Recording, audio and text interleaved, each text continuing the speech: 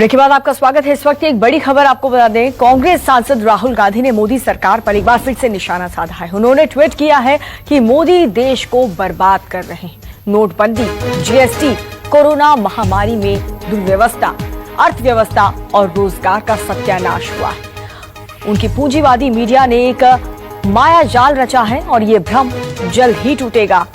राहुल गांधी का मोदी सरकार पर यह निशाना साधते हुए राहुल गांधी ने जीएसटी का भी जिक्र किया। रमन मेरे सहयोगी जुड़ चुके हैं ज्यादा जानकारी के साथ। रमन, बीते दिनों से हम देखें तो राहुल गांधी लगातार मोदी सरकार को घेर रहे हैं।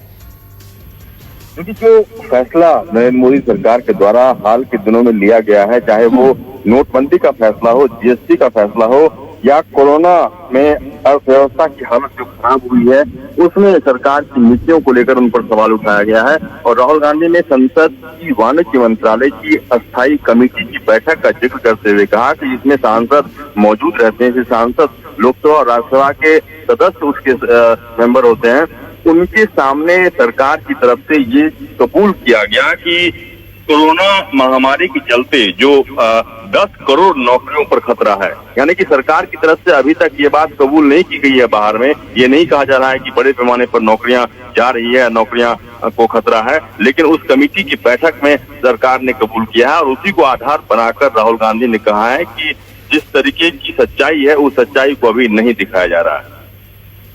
जाहिर सी बात है रमन, और इसी से आगे बढ़ते हुए उन्होंने मीडिया को भी घेरे में लिया और कहा कि पूंजीवादी मीडिया ने एक माया जाल रचा है और वो भ्रम बहुत जल्द टूट जाएगा। राहुल गांधी मीडिया पर भी निशाना साध रहे हैं। देखिए, राहुल गांधी का मानना है कि जो वास्तविकता है उस वास्तविकता को मीडिया के कुछ वर्ग नहीं दिखा रहे हैं और सरकार की उपलब्धियों का जोरदार बखान कर रहे हैं जी। ऐसे में आम जनता के सामने सच्चाई नहीं जा पा रही है या उनको ढकने की कोशिश हो रही है, जो कि कुछ दिनों के बाद ये हट जाएगा। चलिए, बहुत बहुत शुक्रिया। एक बार फिर प्रधानमंत्री मोदी पर सीधा हमला बोला है। कांग्रेस के पूर्व अध्यक्ष राहुल गांधी ने अभी एक नया अपना वीडियो जारी किया जिसमें पीएम मोदी पर निशाना साधा है। राहुल गांधी के इस ट्वीट में लिखा गया है कि प्रधानमंत्री ने सत्ता में आने के लिए एक मजबूत राजनेता होने का भ्रम फैलाया। ये उनकी सबसे बड़ी ताकत थी।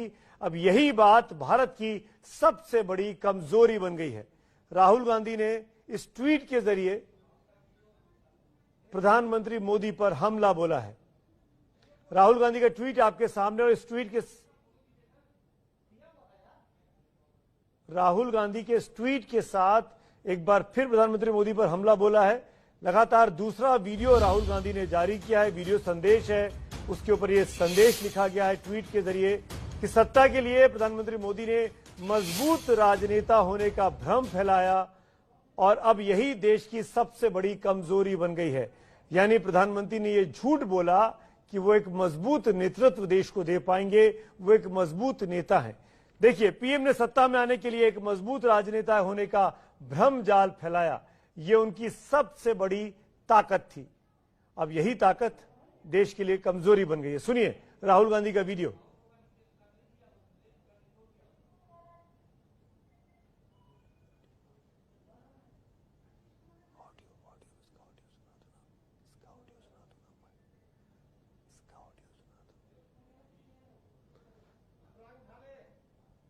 आशीष कुमार सिंह के पास चलते हैं, मेरे सहयोगी मेरे साथ आशीष कुमार सिंह के पास चलते हैं। आशीष, एक बार फिर चीन के बहाने प्रधानमंत्री मोदी पर हमला राहुल गांधी का। जी हाँ, बिल्कुल सुमित जी, बिल्कुल ठीक कहा आपने। और पहले से आप देखें इस वीडियो को, जो मैसेज राहुल गांधी ने जारी किया है वो थोड़ा और ज्यादा हम कह सकते हैं करारा हमला है प्रधानमंत्री पर।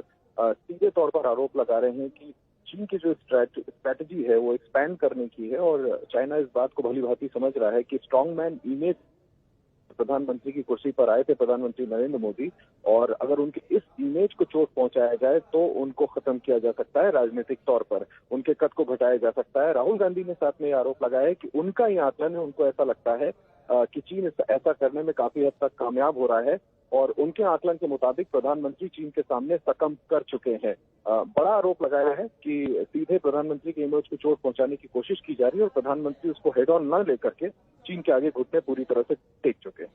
लेकिन अभी ये इस बारे में भी जानना चाहेंगे आपसे आशीष कि जिस तरीके से भारत और चीन के बीच बातचीत का दौर चल रहा है, अब कई इलाके चीन डिसएंगेजमेंट हो गया है, कई जगह से चीन की सेना पीछे जा रही है, उस परिस्थिति में इस तरह के वीडियोस का सामने आना क्या कूटनीतिक लेवल पर भारत की लड़ाई को मजबूत करेगा? मुझे नहीं लगता कि इससे कोई कूटनीतिक स्तर पर सुमित जी भारत की लड़ाई मजबूत होती है। मुझे लगता है कि विपक्षी पार्टी के तौर पर, प्रिंसिपल ऑपोजिशन पार्टी के बड़े नेता के तौर पर राहुल गांधी जरूर प्रधानमंत्री को इस पर कटघरे में खड़ा करने की कोशिश कर रहे हैं, उनसे सवाल जवाब कर रहे हैं, लेकिन उनको इस तथ्य का, आप बिल्कुल ठीक कह रहे हैं, इस बात का ध्यान रखना चाहिए कि अब डिसएंगेजमेंट की प्रक्रिया शुरू हो चुकी है और सिलसिलेवार तरीके से हर फिंगर पॉइंट से दोनों ही तरफ से ट्रूप्स वापस जा रहे हैं और खासकर हमारे लिए जरूरी है कि चीनी ट्रूप वापस जा रहे हैं। सरकार ने इस बात को भी स्पष्ट किया है कि स्टेटस को मेंटेन होने वाला है। ऐसे समय पर मुझे लगता है कि प्रधानमंत्री पर इस तरह के सीधे हमला करने पर पुनर्विचार भी किया जाना चाहिए। बिल्कुल, कोरोना काल में राजनीति फुल चल रही है इस वक्त। कांग्रेस